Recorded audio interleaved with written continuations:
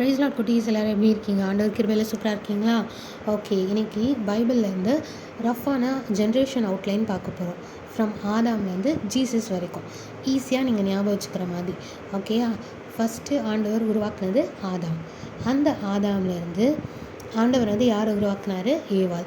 அவங்க 2 பேரும் எங்கே இருக்காங்க? ஏதேன் தோட்டத்தில் இருக்காங்க. அந்த ஏதேன் தோட்டத்தில் ஆண்டவர் சாப்பிடக்கூடாதுன்னு சொன்ன கனியை, அவங்க ஜீவன் விருட்சத்தின் கனியை சாப்பிட்றாங்க. அதனால் என்ன ஆயிடுச்சு? பாவம் உண்டாயிடுச்சு.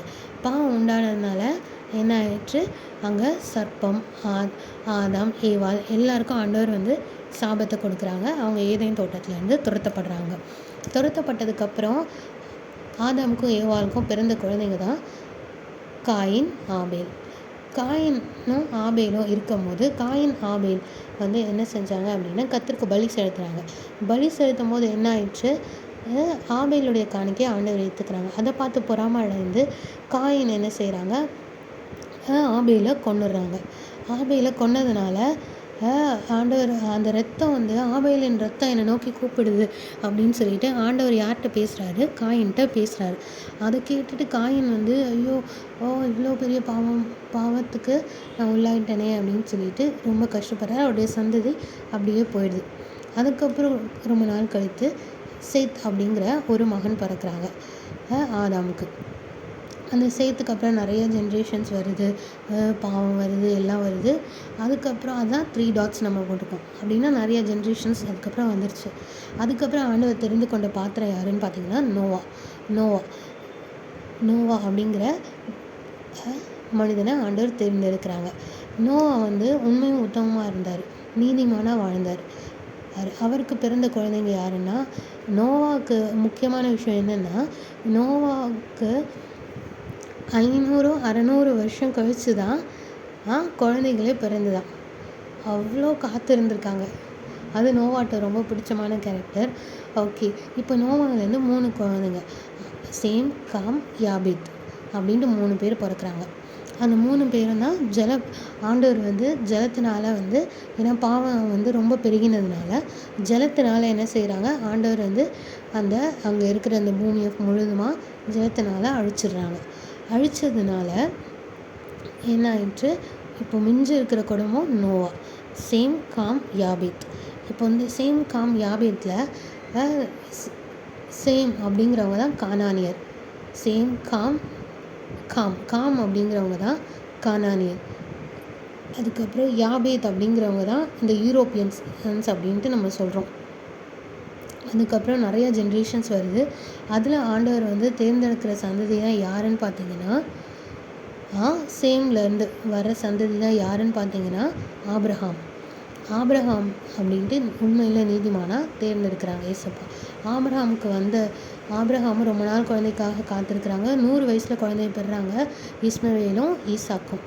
இஸ்மவேல் ஆண்டவர் வந்து தெரிந்து கொள்ளலை. அவங்க தான் அரேபியர்களாக இந்நாள் வரைக்கும் இருக்காங்க.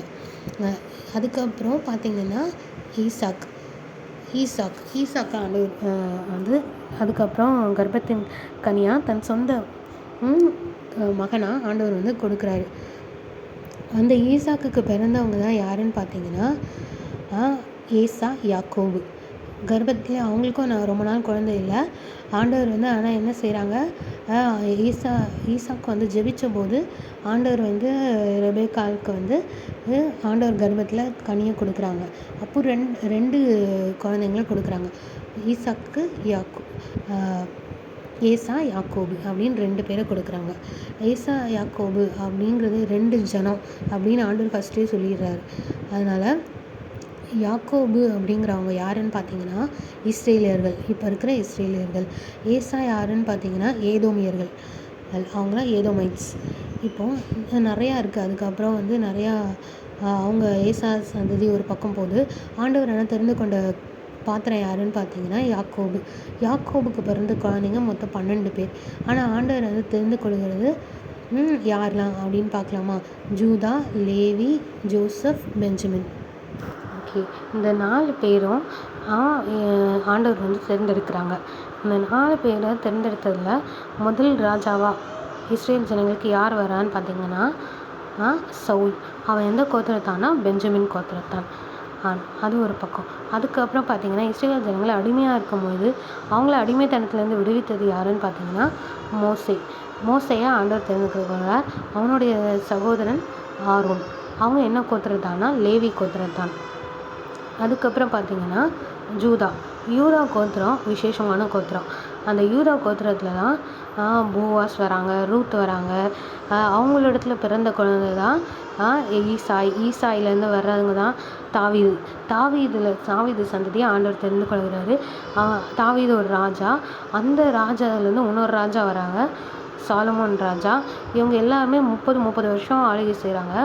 இதில் அதுக்கப்புறம் ஒரு ராஜா பிறக்கிறாரு. அவர் சந்ததியில் யார் தான்? யூத ராஜசிங்கம் இயேசு கிறிஸ்து. ஓகேயா? Okay, thank you.